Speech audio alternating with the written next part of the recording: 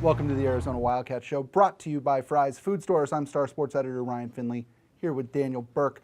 Daniel, let's talk trap games. Arizona goes to Washington State this week, and Arizona's good, ranked in the top 15. Washington State is 2-5, and yet I wonder, Daniel, if Washington State isn't considered at least a little bit of a sentimental favorite heading into this game. Yeah, I think they are, and I think that's why, I won't use the term trap game this week in any stories or anything because I just don't think you can. I mean, first of all, you start with last year. Wazoo comes in here and beats them 24-17, so that's fresh in almost everyone's mind. I mean, Arizona really only plays one true freshman, Nick Wilson, so every other guy pretty much was on the team last year when they lost. So they remember, and then, there's several other reasons that I don't think it's a trap game.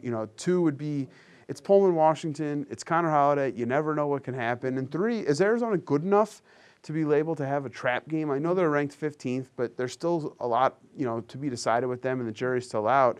And I think they're at a point, Rich Rod talks a lot about this all the time, is that they're not at a point where they can go anywhere, even home or away, and play their B game and win. Right. They're not good enough to overlook anybody. Right. So they need, and I think that between having 2 weeks to prepare, 2 weeks, coming off a tough loss, hearing about Wazoo, I'd be very surprised if Arizona goes up there Saturday afternoon and isn't ready to go. But let's play devil's advocate here for a second. This is an Arizona team that was a missed field goal away from beating USC.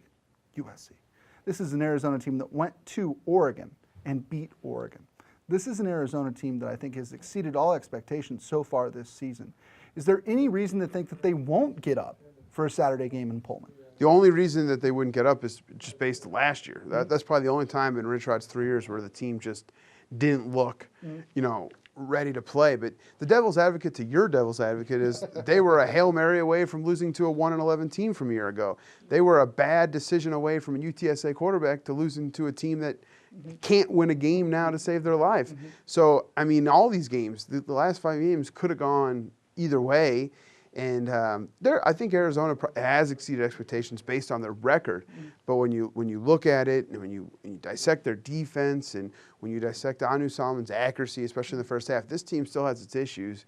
And no one in Tucson or anywhere knows that better than Rich Rod.